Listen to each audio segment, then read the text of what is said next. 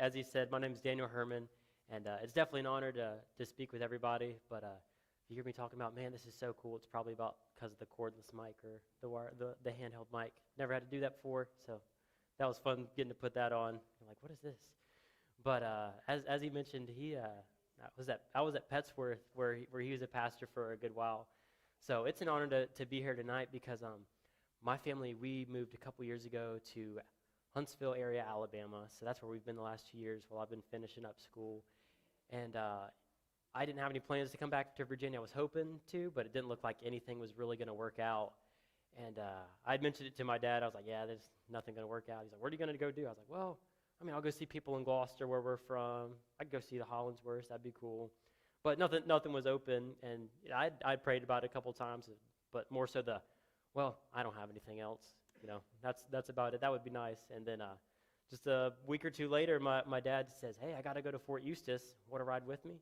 So we made the trip over here, and I'm thankful to be here tonight because Pastor Dennis is probably the pastor I've had the longest out of all the churches we've been at. He's probably been my pastor the longest, and he can talk about the Bible quoting or something from when I was small and quoting things or helping out with different things in Sunday school. But it was even a lot of him and his preaching where he challenged us one Christmas Eve service to read through the Bible in a year.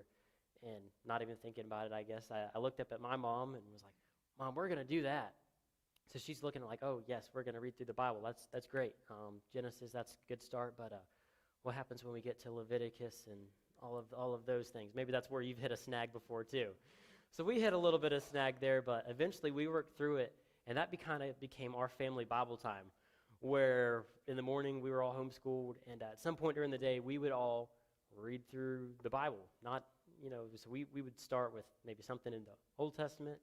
Then there was a psalm, a proverb, a New Testament. And as we got older, then Jennifer would join us, and then Jessica would join us. And we each kind of even had our own section. Like Jessica was smaller, so she'd always read something from like Proverbs, since it'd be 2 verses. And I was the one that would read the New Testament. So it was even things like that where it wasn't even this super devoted Bible study where we're answering all these questions. But as you read through the Bible, you have questions as a kid, or Mom would stop and we're going to have a teachable moment.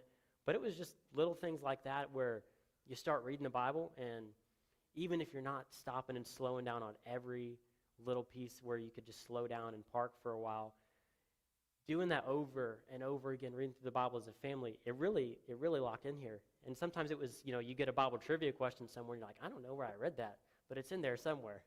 Even all the way, and I was like, is Beulah a Bible word? I know the song, but he's like, yeah, it's in Isaiah somewhere. And he was telling me about that.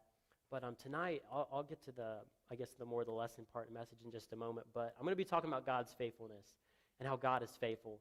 And the great thing about God being faithful is that's not going to change regardless of what you or I do. And so we'll be looking at one main verse and looking at a couple other verses. So you can turn over to 2 Timothy. That's where we'll be to start out in just a few moments. But as Pastor Dennis mentioned, I just graduated Pensacola Christian College, and I'm supposed to be going back for some more education. Yes, 2 Timothy chapter 2. That's what we'll be there in just a few moments. But so I'm thankful to be here tonight because God's faithful. Because I got saved at a younger age, and Pastor Dennis is actually the one that baptized me. So again, that's special. And through the course of my life, as I've grown in serving God, I've had some really good moments where I was living really strongly for God and doing great things for Him, and then other times where I'm struggling in my walk with God, or you're serving well as a kid, and then you do different things in high school where you're living for God, or you can put on a good show. But the great thing is God's faithful. So wherever you're at tonight in your own walk with God, whether you need to have a relationship with God, or you've been going to church all your life and you've been saved for far longer than I've been alive, we all need to be reminded tonight of God's faithfulness. So in the 2 hours He gave me, no, I'm not doing that. It's not funny, but you have to say it at some point, I guess.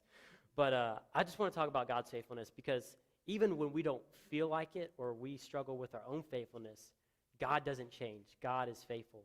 So to start off, let's look at this verse in 2 Timothy 2, chapter 2, verse 13. This is Paul writing to Timothy.